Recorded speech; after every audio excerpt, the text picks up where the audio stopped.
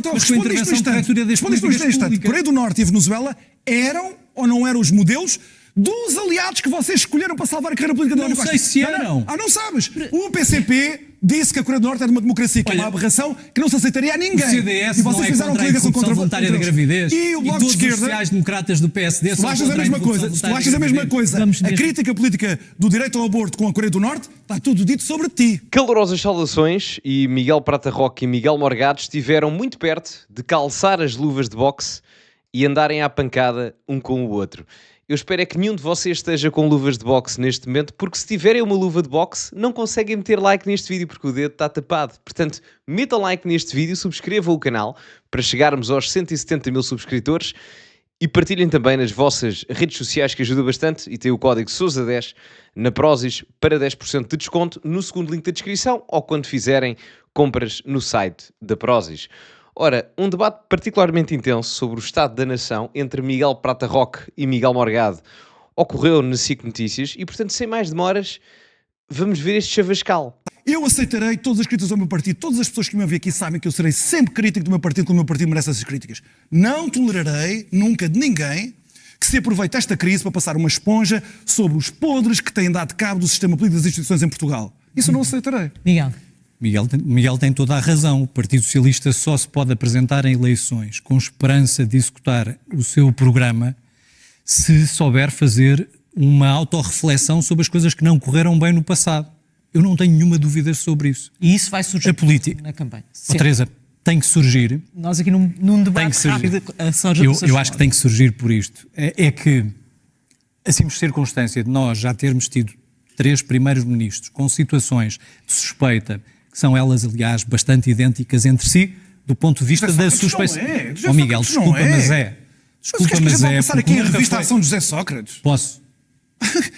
Nunca foi apontado um ato concreto de corrupção a José Sócrates. Claro que foi, está no despacho da acusação. É um desfazamento entre a riqueza que tem e as despesas que tem e a atividade política que tem. Isso não é verdade. No despacho da acusação isso não está nada assim dessa maneira. No despacho da acusação não está, mas está no despacho de não pronúncia. Mas houve uma coisa, o despacho de não pronúncia... Mas um juiz independente analisa o despacho da acusação e invalida esse mesmo despacho. E tu não sabes como isso veio para trás depois. Tu queres falar da conduta do juiz Ivo Rosa? Miguel, se tu me permitires... Isso foi tudo para trás outra vez. Só antes deles continuarem, porque isto ainda vai aquecer mais, eu queria só dizer que o José Sócrates ainda não foi condenado em tribunal. Agora, a forma como o Miguel Prata Roque diz isto, que é mais ou menos nunca esteve sob si a possível acusação de casos de corrupção, é assim, é um statement particularmente forte. Mas mesmo, vamos assumir que aquilo que o Miguel Prata Roque diz é 100% verdade, de um ponto de vista do decorrer da Operação Marquês. O José Sócrates, mesmo assim, teve, ou está neste momento a responder, por 16 crimes em tribunal. E inicialmente eram 22, se não me falha a memória. Entre eles, se não me falha a memória, branqueamento de capitais, falsificação de documentos e tantas outras coisas. Ou seja, dizer isto desta forma não me parece tudo justo. E atenção, obviamente que nos seus casos específicos, quer o António Costa, quer o Luís Montenegro nesta situação, obviamente que não estão propriamente isentos de suspeitas relativamente aos seus respectivos casos com a Justiça. Agora, verdade seja dita, e justiça a ambos, quer ao António Costa, quer ao Luís Montenegro. O caso do Sócrates é 1000 vezes, mas 1000 vezes, mais problemático, mais causador de dano político em Portugal do que o do António Costa ou do que o do Luís Montenegro. Nem que seja pelo simples facto de que destes 3, só um é que esteve preso, enquanto o número 44, ou neste caso o prisioneiro número 44 em Évora, que era o José Sócrates. Com todos os defeitos que o Costa tenha, ou que o Luís Montenegro tenha também, e que possa ter consequências judiciais, comparar o caso Sócrates com o Luís Montenegro neste momento, que são suspeitas, ou o do António Costa, desculpem lá dizer-vos, mas é viver numa realidade paralela. É viver noutro mundo. Desculpem lá dizer isto assim, mas é a realidade. Deixa o Miguel acabar. Não, é que fazer estas comparações, isto é o que o André Ventura está a fazer. Isto é o que o André Ventura está a fazer. É o que o André Ventura está a fazer, é comparar Luís Montenegro e José Sócrates. É exatamente a mesma coisa. É exatamente a mesma coisa. Claramente estas comparações vão aparecer na campanha eleitoral. Isso vão, mas é uma política da mentira, com certeza. Nós podemos comparar esta situação de José Sócrates e Luís Montenegro quando se começaram a surgir suspeitas relativamente a José Sócrates, designadamente do caso Freeport. Houve muitos anos de suspeitas relativamente ao ator político José Sócrates. Houve uma E denúncia nós não aí, estamos houve neste momento, interveniente. nós não estamos neste E o momento em governo PS calou. condições, nós não estamos neste momento em condições para tecer essas comparações. Porque depois de ser feita investigação, depois de haver uma comissão parlamentar de inquérito, depois das entidades que têm competência para isso fazerem a averiguação, nós podemos falar com propriedade se há similitudes ou não há similitudes. O que eu estou a dizer é o grau de exigência Onde é dos que está o caso portugueses. BES? Onde é que está o caso o PT grau- Vivo? Onde é que está o caso Parque Escolar de equivalência a Luís Montenegro? Onde é que isso está? Todos Onde é que está esses casos a foram tentativa de compra- investigados e a tentativa foram de alvo compra de da um TVI. despacho de não pronúncia. A tentativa de compra da Todos TVI esses para calar casos são jornalistas. casos que foram investigados e que foram alvo de um Meu despacho de Deus. não pronúncia. Eu volto a frisar. É assim, nós podemos fazer as comparações que nós quisermos, não é? Portanto, a análise dos fenómenos sociais permite-nos isso. Se eu quiser comparar duas coisas que não têm nada a ver, eu posso fazê-lo. Agora voltamos à mesma questão. Estar a comparar o caso do Luís Montenegro com o do José Sócrates, até em determinado aspecto parece que estamos a tentar amenizar o José Sócrates para ele se relançar na carreira política. Não sei se é isso que o Miguel Prata Roque está a tentar fazer, mas é o que me dá a impressão, quase. É o que me dá a impressão. E outra coisa, o Miguel Morgado, não sei se perceberam ali, mas ele diz ali a meio, não sei o que mais da questão dos jornalistas. Na altura do José Sócrates, nós tivemos vários problemas a nível do controle da informação ou daquilo que era exposto a nível mediático em Portugal, em empresas privadas de comunicação. Ou já se esqueceram do que é que aconteceu ao telejornal da Manuela Moura Guedes, à sexta-feira na TVI? Se calhar a malta mais nova que vê o canal não se lembra. Mas na altura, isto foi aqui, 2009, 2008, 2010, à volta desses anos, nos últimos anos do Sócrates, se não estou em erro, corrijam-me se estiver equivocado, mas o Sócrates diretamente proibiu um telejornal da Manuela Moura Guedes às sextas-feiras. Portanto, nós estamos a falar de um dinamismo que obviamente é mau, mas não vamos tentar desculpabilizar aqueles que merecem ter mais culpa do que os outros. Portanto, vamos lá ser sérios. E a questão aqui é, o Miguel Morgado depois diz ali, o Ventura compara, não sei se já viram, há um cartaz que é o Ventura, acho que aquilo está mesmo em frente à Assembleia, o Ventura a apontar as mãos assim, e está o Sócrates ao lado do Montenegro e ele a dizer, vou limpar a corrupção, uma coisa assim do género.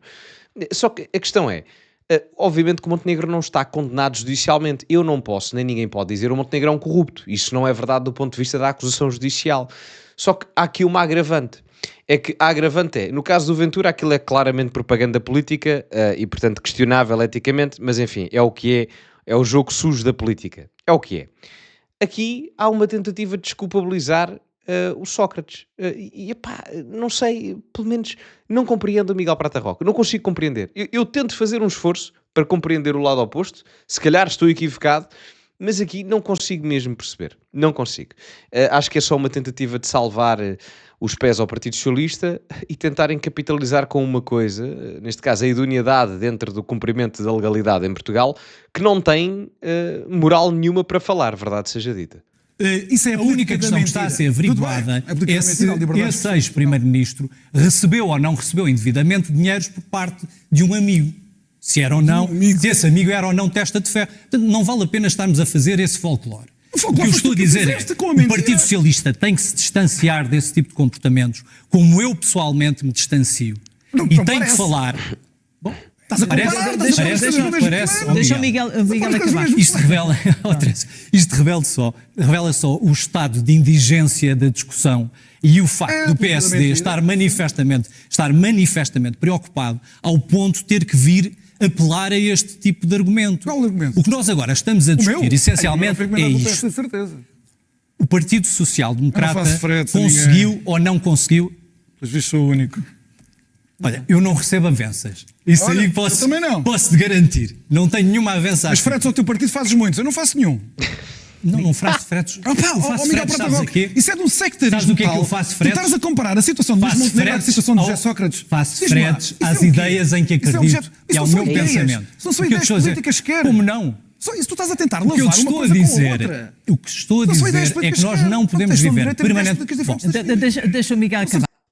É assim, o Miguel Prata Roque tem as ideias que tem, pode ser alguém, ele situa-se no centro-esquerda, eu não acho que ele seja um extremista, não, era ridículo dizer que o Prata Roque é um extremista de esquerda, não acho, não é? Mas enfim, é alguém de centro-esquerda, esquerda, enfim, da ala do Partido Socialista, portanto, é assim, o Miguel Prata Roque tem direito às suas ideias, claramente, a questão não é essa. Aliás, este debate aqui nem é propriamente ideológico. este debate aqui parece mais uma questão de tentar desculpabilizar aquilo que são os maus comportamentos completamente ineficientes do ponto de vista legal do Partido Socialista ao longo da história, do que outra coisa qualquer. É que, reparem, os últimos 2 primeiros ministros do Partido Socialista foram José Sócrates e António Costa.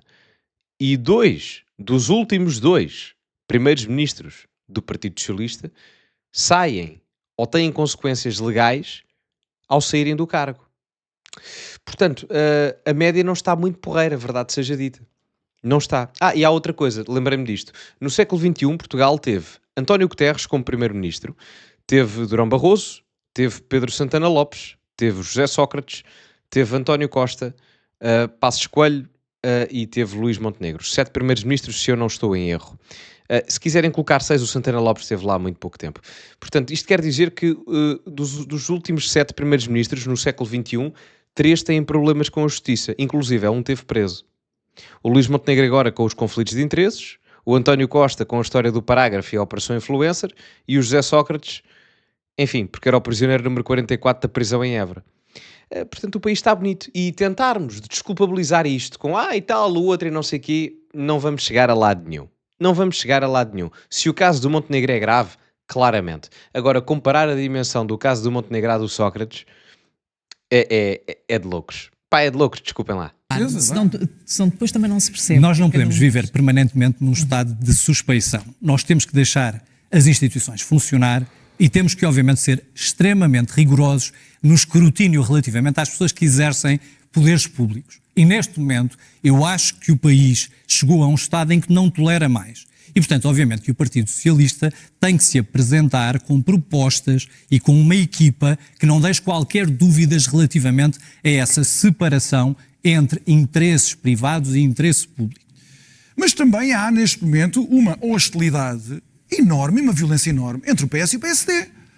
Luís Montenegro não fez o que lhe competia. E Pedro Nuno Santos foi até ao limite a dizer mentiras sobre o Primeiro-Ministro. Também não se faz. Também não se faz. É política da mentira.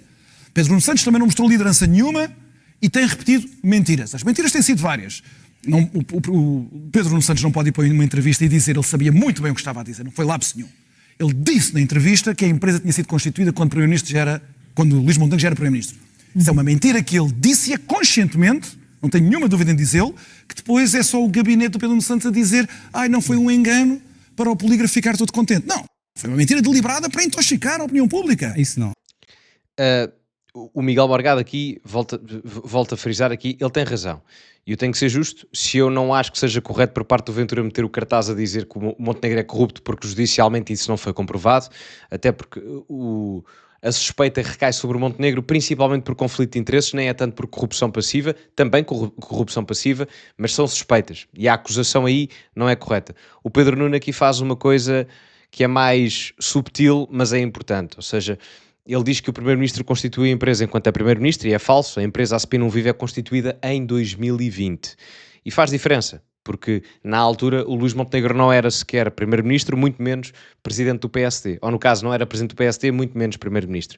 E é um pormenor importante no sentido em que é, a meu ver, medular e fulcral que se perceba que nem toda a atividade empresarial dos políticos é má, ilegal ou pouco ética, não é? Há coisas que o Luís Montenegro fez com a ASP Não Viva que são completamente legais. O problema recai, em termos éticos ou eventualmente legais, sobre o facto de Luís Montenegro estar a receber avanças nessa empresa familiar de 4.500 euros todos os meses de empresas privadas. E é aí que recai a questão do problema dos conflitos de interesses. O Miguel Prata Roque, eu não consigo mesmo perceber, até agora estava-me a lembrar, e esta questão do Sócrates, só aqui para dar este pormenor, ele falava da questão das ideias há bocado, e eu agora lembrei-me disto. Enfim, o Sócrates, eu já disse isto várias vezes, ele tinha ideias boas ou más, mas ele tinha uma visão, que no meu entender era mau, mas ele tinha uma visão, ao menos isso. Só que a questão é que o Sócrates conseguiu uma proeza fantástica, que foi destruir o país de tal forma, de uma maneira pior do que algumas das maiores catástrofes que nós já tivemos na humanidade, em termos de finanças públicas. E é estatística, isto que eu estou a dizer. O déficit público, o déficit orçamental, na altura do Sócrates, era maior do que na altura da pandemia. Ou seja, para as finanças públicas, o Sócrates foi pior do que a pandemia. Isto é estatístico. Ou seja, é que eu podia estar a mandar uma piada, mas podem ir ver, o déficit era superior. Portanto, não sei até que ponto é que o argumento do debate das ideias e não sei o quê, para subtilmente tentar desculpabilizar o Sócrates em determinados âmbitos, ajuda. Acho que não é por aí, com todo o respeito. Porque o PS estava em grandes dificuldades e a missão agora é intoxicar. É porque, repare-se uma coisa, um primeiro-ministro é sempre um alvo quando a oposição quer intoxicar a opinião pública para destruir a sua reputação. Isso faz parte de qualquer política democrática. Um primeiro-ministro depois tem de estar blindado contra isso ou não está blindado. Agora, isso não quer dizer que nós devamos conter e denunciar como mentiras quando os líderes da oposição também dizem mentiras. Miguel, uma última frase. Mas atenção, também temos que ser justos aqui, e aqui eu percebo o que é que Miguel Morgado diz, mas a verdade é que o Luís Montenegro está na situação onde está por culpa própria. Não foi o Pedro Nuno, independentemente de ter estado mal, não foi o Ventura, independentemente de ter estado mal nos episódios que ele aqui frisa, e tem razão nesse aspecto, mas o Luís Montenegro está na situação onde está por culpa do próprio Luís Montenegro. É o único responsável. É o único. No meu entender, claro. Sobre o tom da campanha, o que é que vem aí? Bem, eu espero que haja discussão de políticas. Por exemplo, em matéria de saúde, era importante que se discutisse qual é o modelo que se quer, para nós não estarmos de ano a ano a mudar esse modelo de gestão, por exemplo. Por exemplo, se falando em mentiras e em intoxicação da opinião pública. O PSD passou não sei quantos anos a dizer que o PS tinha extinguido as PPPs por uma questão ideológica. E foi? Isso não é verdade. E foi a unidade técnica de acompanhamento das parcerias público-privadas que foi criada por Pedro Passos Coelho, que disse que era preciso renegociar esses contratos de parcerias público-privadas. E então, renegociar de maneira que os privados não fossem... Porque eles eram mais vantajosos para os particulares. Não digas isso, os particulares é que não quiseram assumir as condições que resultaram da unidade técnica de acompanhamento das parcerias público-privadas, que foi criada por Pedro Passos Coelho, por imposição da Troika, justamente para garantir o interesse público. Meu Deus, ainda está em 2015 estas coisas. Eu vou ser muito claro. Eu vou ser muito claro. As pessoas mesmo. Eu sou um social-democrata europeu, uma pessoa de centro-esquerda, e em todos os debates ao longo dos últimos 8 anos tive que ser confrontado por pessoas a dizerem-me: o teu modelo é o da Venezuela, o teu modelo é o da Coreia do Norte.